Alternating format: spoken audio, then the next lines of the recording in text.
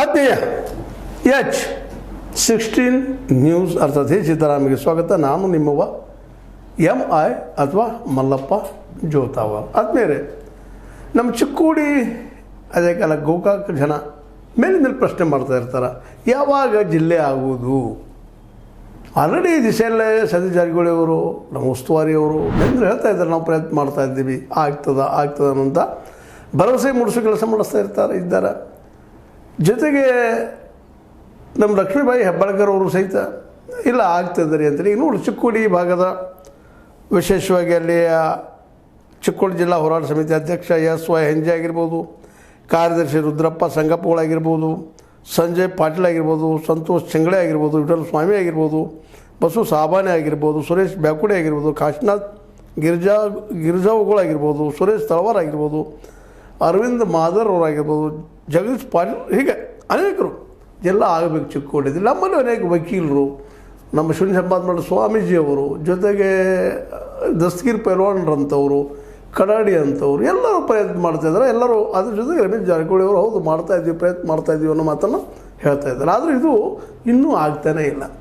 ಈ ನಡುವೆ ಈ ಲಕ್ಷ್ಮೀಬಾಯಿ ಅವರು ಆಶ್ವಾಸನೆ ಕೊಡ್ತಾ ಇದ್ದಾರೆ, ಸತೀಶ್ ಜಾರಕಿಹೊಳಿ ಅವರು ಆಶ್ವಾಸನೆ ಕೊಡ್ತಾ ಇದ್ದಾರೆ, ಬಾಲಚಂದ್ರ ಜಾರಕಿಹೊಳಿ ಅವರು ಆಶ್ವಾಸನೆ ಕೊಡ್ತಾ ಇದ್ದಾರೆ, ನಿಶ್ಚಿತವಾಗಿಯೂ ಜಿಲ್ಲಾ ಮಾಡ್ತೀವಿ ಅಂತ. ಯಾವಾಗ ಅಂತಿದ್ದು ಡಿಸೆಂಬರ್ 31 ಬತ್ತು, ಈಗ ಆಲ್ರೆಡಿ ಸೆಪ್ಟೆಂಬರ್, ಅಕ್ಟೋಬರ್, ನವಂಬರ್, ಈ 2-3 ತಿಂಗಳಲ್ಲಿ ಆದೀತ ಅನ್ನೋಂಥ ಪ್ರಶ್ನೆ ಎಲ್ಲರಲ್ಲೂ ಗಡಿಬಿಡಿ ಸ್ಟಾರ್ಟ್ ಆಗಿಬಿಟ್ಟದ. ಯಾವಾಗ ಕಡಾಡಿಯವರು, ಈರಣ್ಣ ಕಡಾಡಿಯವರು 31 ಲಾಸ್ಟ್ ಡೇಟ್ ಅದ, ನೀವು ಜಲ್ದಿ ಮಾಡಿಕೊಡ್ರಿ ಅಂತ ಏನು ಹೇಳಿದ್ರು ಸೆಂಟ್ರಲ್ ಗೌರ್ಮೆಂಟ್, ಇಲ್ಲ ನಂತರದಲ್ಲಿ ಆಗೋದು ಕಷ್ಟ ಅಂತೇಳಿ ಸಹಜವಾಗಿ ಎಲ್ಲರೂ ಗೊಂದಲ ಶುರುವಾಗಿಬಿಟ್ಟದು. ಎರಡೂ ಭಾಗದ ಜನ ಪ್ರಶ್ನೆ ಮಾಡ್ತಾರೆ, ನಮ್ಗೆ ಜಲ್ದಿ ಜಿಲ್ಲೆ ಮಾಡಿರಿ ಹಲವು ವರ್ಷಗಳಿಂದ, ದಶಕಗಳಿಂದ. ಅದರಲ್ಲೂ 3 ಆಯೋಗಗಳು ನಮ್ಮ ಜಿಲ್ಲೆ ಆಗಲಿ, ಗೋಕಾಕ್ ಅಂತ ಹೇಳಿದ್ದು, ಅದೇ ನಮ್ಮ ಚಿಕ್ಕೋಡಿ ಜಿಲ್ಲೆ ಆಗಲಿ ಅಂತೇಳಿ ನಂತರದಲ್ಲಿ ಹೋರಾಟ ಮಾಡಿದಂಥ ಅನೇಕ ರಾಜಕಾರಣಿಗಳಾಗಿರ್ಬೋದು. ವಿಶೇಷವಾಗಿ ಆ ಭಾಗದ ರಾಜಕಾರಣಿಗಳು ಇಲ್ಲಿಗಿಂತ ಹೆಚ್ಚಿನ ಕೆಲಸ ಮಾಡಿದ್ರು ಅನ್ನೋದು ಎರಡು ಮಾತೇ ಇಲ್ಲ. ಉಮೇಶ್ ಕತ್ತಿಯವರಾಗಿರ್ಬೋದು, ವಡ್ಡರವರಾಗಿರ್ಬೋದು, ಆ ಭಾಗದ ಶಾಸಕರು, ಅನೇಕರು ಇನ್ನೂ ಹಿಂದಿನ ಹಳೆಯ ಜನ ಭಾಳಷ್ಟು ಹೋರಾಟ ಮಾಡಿ ಚಿಕ್ಕೋಡಿಗೆ ಒಂದು ಮಾನ್ಯತೆ ತಂದಿಟ್ಟರು. ಆಲ್ರೆಡಿ ಶೈಕ್ಷಣಿಕವಾಗಿ ಅದನ್ನು ಜಿಲ್ಲೆ ಅಂತಲೂ ಮಾಡ್ಕೊಂಡಿದ್ದಾರೆ ಈಗಾಗಲೇ. ಆದರೆ ಗೋಕಾಕ್ ಆ ಭಾಗ್ಯನೂ ಇಲ್ಲ. 3 ಆಯೋಗಗಳು ಹೌದು ನಮ್ಮ ಪರವಾಗಿ ಅದಾವ. ವಾಸವ ಆಗಿರ್ಬೋದು, ಹುಂಡೇಕರ್ ಆಗಿರ್ಬೋದು, ವಾಸವ ಜೊತೆ ಹುಂಡೇಕರ್ ಮತ್ತು ನಮ್ಮ ಗದ್ದಿಗೌಡರ ಕಮಿಷನ್ ಆಗಿರ್ಬೋದು ಒಪ್ಕೊಂಡಿದ್ದಾರೆ ಗೋಕಾಕ್ ಜಿಲ್ಲೆ ಆಗಬೇಕು, ಯಾಕೆ ಆಗಬೇಕು ಅನ್ನೋದಕ್ಕೂ ಸಹಿತ ಕಾರಣಗಳು ಅದನ್ನು ಕೊಟ್ಟಿದ್ದಾರೆ. ಅದು ಇಲ್ಲಿವರೆಗೆ ಜಯಂತ್ ಪಟೇಲ್ ಮಾಡಿದ್ವಿ ಎರಡೂ ಕೂಡ.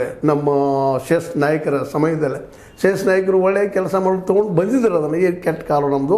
ಆ ಸಂದರ್ಭದಲ್ಲೇ ಬೆಳಗಾವಿಯ ಸ್ಥಳೀಯ ಜನ, ವಿಶೇಷವಾಗಿ ಸಾಹಿತಿಗಳು, ವಕೀಲರು ಎಲ್ಲರೂ ಕೂಡ್ಕೊಂಡು ಎರಡೂ ಜಿಲ್ಲೆ ಆಗದಂಗೆ ಅದಕ್ಕೊಂದು ಹೋಮ ಮಾಡಿಬಿಟ್ರು. ಹೀಗಾಗಿ ಇವತ್ತು ಮತ್ತೊಮ್ಮೆ ಅದು ಹೇಳ್ತಾ ಇದೆ.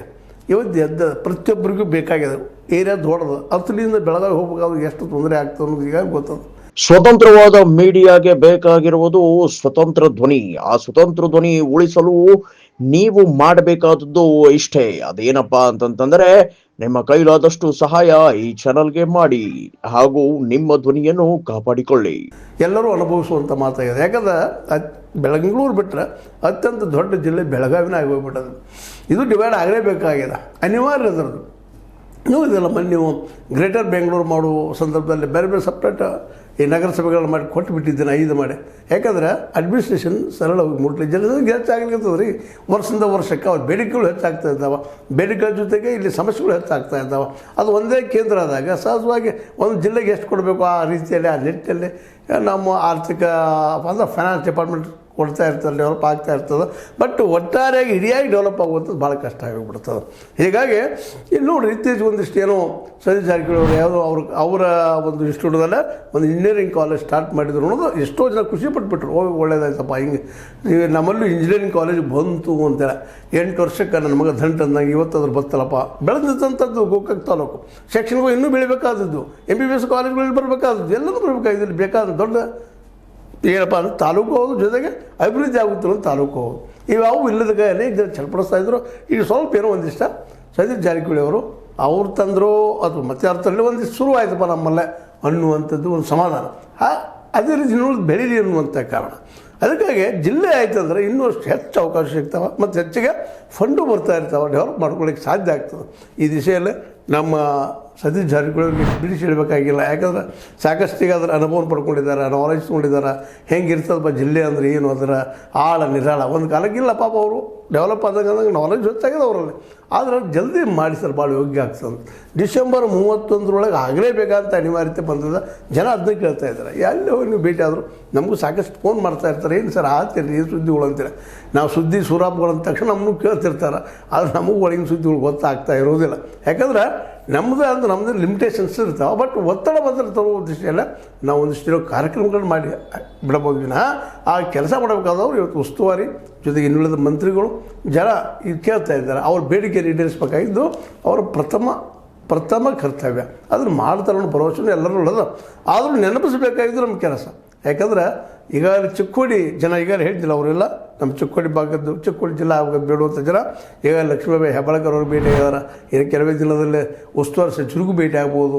ಅದೇ ರೀತಿ ನಾವು ಗೋಕಾಕದವ್ರು ಪಾಪ ಮೇಲಿನ ಪ್ರಯತ್ನ ಮಾಡ್ತಾನೆ ಇರ್ತಾರೆ.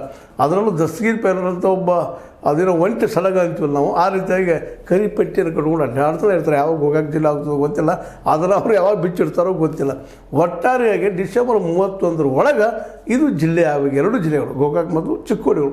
ಇನ್ನೊಂದು ಮತ್ತು ಬೇಡಿಕೆಗಳು ಆಗ್ತಾ ಇದ್ದಾವೆ. ಸಿನಿ ಮತ್ತು ಅದ್ರ ಜೊತೆಗೆ ನಮ್ಮ ಬೈಲೊಂಗರು ಅವರು ಕೇಳ್ತಾ ಇರ್ತಾರೆ ಮೇಲೆ ನಮ್ಮ ಜಿಲ್ಲೆ ಆಗಲಿ ಅಂತೇಳಿ. ಅವ್ರದ್ದು ಆಗಲಿ ಕಾಲಾನುಕ್ರಮದಲ್ಲ, ಈಗಂತೆ ಮೊದಲು ಇವು ಆಗಬೇಕಾಗಿದ್ದು. ಯಾಕಂದ್ರೆ ಅವೆಲ್ಲ ಇತ್ತೀಚೆಗೆ ಡೆವಲಪ್ ಆದಂಥವು. ಒಂದು ಸ್ವಲ್ಪ ಟೈಮ್ ಇರ್ತದೆ. ಯಾಕಂದರೆ ಎಲ್ಲದಕ್ಕೂ ಒಂದು ತಡೆದ ಸಮಯ ಇರ್ತದೆ.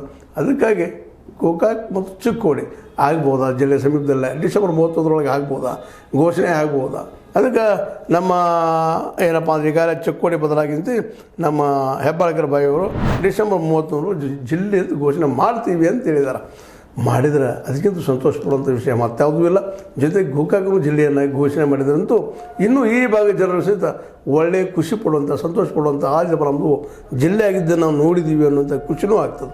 ಇದಕ್ಕೆ ಇವತ್ತು ಒಟ್ಟಾರೆಯಾಗಿ, ಯಾಕಂದರೆ ಈಗಾಗಲೇ ರಾಜಕೀಯವಾಗಿ ಅವರು ತಮ್ಮ ಹೊಂದಾಣಿಕೆ ಮಾಡ್ಕೊಂಡಿದ್ದಾರೆ. ಗೊತ್ತದೆ ಎಲ್ಲರಿಗೂ. ಲಕ್ಷ್ಮೀಬಾಯಿ ಹೆಬ್ಬಾಳ್ಕರ್ ಆಗಿರ್ಬೋದು, ಸತೀಶ್ ಅವರಾಗಿರ್ಬೋದು, ತಮ್ಮ ರಾಜಕೀಯ ಭವಿಷ್ಯಕ್ಕೆ ಹೊಂದಾಣಿಕೆ ಆಗಿದ್ದಾರೆ. ಅವ್ರು ಹೊಂದಾಣಿಕೆ ಅದ. ಇವೊಂದೆರಡು ಬಾರಿ ಬಿಟ್ಟರಪ್ಪ ಅಂತಂದ್ರೆ ಒಂದಿಷ್ಟು ಏನಪ್ಪ ಅಂದ್ರೆ ಮುತುವರ್ಜಿ ವಹಿಸಿ ಮತ್ತು ಇವರಿಗೆ ಸಿದ್ದರಾಮಯ್ಯನವ್ರಿಗೆ ಒಳ್ಳೆಯ ಸಂಬಂಧಗಳಿದ್ದಾವೆ. ಜೊತೆಗೆ DKC ಅವ್ರ ಜೊತೆಗೂ ಸಂಬಂಧಗಳು ಚೆನ್ನಾಗಿದ್ದಾವೆ. ಇವೆರಡೂ ಉಪಯೋಗ ಮಾಡಿಕೊಂಡು ಈ ಸಲವಾದರೂ, ಯಾಕಂತಂದ್ರೆ ಘೋಷಣೆ ಆಗಲೇಬೇಕಂತ ಅನಿವಾರ್ಯತದೆ. ಇಲ್ಲಾಂದ್ರೆ ಎಂದಾಗ್ತದೆ ಯಾರಿಗೂ ಗೊತ್ತು. ಅದಕ್ಕಾಗಿ ಜನ ನಿಟ್ಟುಸಿರು ಬಿಡ್ತಾ ಇದ್ದಾರೆ, ಇದು ಆಗಲಿ ಅಂತೇಳಿ. ಇದನ್ನು ಪೂರೈಸುವ ಕೆಲಸ ನಮ್ಮ ಉಸ್ತುವಾರಿ ಅವ್ರದ್ದು, ಅದೇ ಕಾಲಕ್ಕೆ ನಮ್ಮ ಲಕ್ಷ್ಮೀಬಾಯಿ ಹೆಬ್ಬಾಳ್ಕರ್ ಅವ್ರದ್ದು ಅಂತ ಹೇಳ್ತಾ ಜನರ ಬೇಡಿಕೆಯನ್ನು ಆದಷ್ಟು ಬೇಗನೆ ಈಡೇರಿಸ್ರಿ. ಜೊತೆಗೆ ಜಿಲ್ಲೆ ಘೋಷಿಸಿರಿ. ಈ 2 ಜಿಲ್ಲೆಗಳ ಡೆವಲಪ್ಮೆಂಟ್ ಆಗೋ ದಿಶೆಯಲ್ಲಿ ನಿಮ್ಮದೊಂದು ಸ್ವಲ್ಪ ಈ ಜಿಲ್ಲೆ ಮಾಡುವ ಕೆಲಸ ಇನ್ನಷ್ಟು ಜೋರಾದ್ರೆ ನಿಶ್ಚಿತವಾಗಿ ಎಲ್ಲರೂ ನಿಮಗೆ ಋಣಿ ಅನ್ನೋದ್ರಲ್ಲಿ 2 ಮಾತಿಲ್ಲ ಅಂತ ಹೇಳ್ತಾ, ಒಟ್ಟಾರೆಯಾಗಿ ಚಿಕ್ಕೋಡಿ ಜೊತೆಗೆ ಗೋಕಾಕ್ ಜಿಲ್ಲೆ ಆದ್ರೆ, ಜೊತೆಗೆ ಇನ್ನಷ್ಟು ತಾಲೂಕುಗಳಾದ್ರೆ ಮತ್ತಷ್ಟು ಸಂತೋಷ ಪಡೋದು. ಯಾಕಂದ್ರೆ ಆಡಳಿತ ಇನ್ನಷ್ಟು ಸಮೀಪ ಹೋಗ್ತದೆ, ಜನರ ಸಮೀಪ ಹೋಗ್ತದೆ. ಜನ ತಮ್ಮ ಅಭಿವೃದ್ಧಿ ಅಂತ ಮಾಡ್ಕೊಳ್ಳಿಕ್ಕೆ ಸಾಧ್ಯ ಆಗ್ತದೆ ಅಂತ ಹೇಳ್ತಾ, ಇದು ಇವತ್ತಿನ ಡೆವಲಪ್ಮೆಂಟು ನಿಮ್ಮ ಜೊತೆ ಹಂಚ್ಕೊಳ್ತಾ ಇದ್ದೀನಿ. ನಿಮ್ಗೆ ಲೈಕ್ ಆಗ್ಬೋದು. ಲೈಕ್ ಶೇರ್ ಮಾಡಿ, ಕಾಮೆಂಟ್ ಮಾಡಿ, ಜೊತೆ ಸಬ್ಸ್ಕ್ರೈಬ್ ತಿಳಿಸ್ಬೇಡಿ. 16 ನ್ಯೂಸ್ ಅರ್ಥಾತ್ ಹೇ ಸೀತಾರಾಮ ಸತ್ಯದ ಕೈಗಳಲ್ಲಿ ವಂದನೆಗಳು.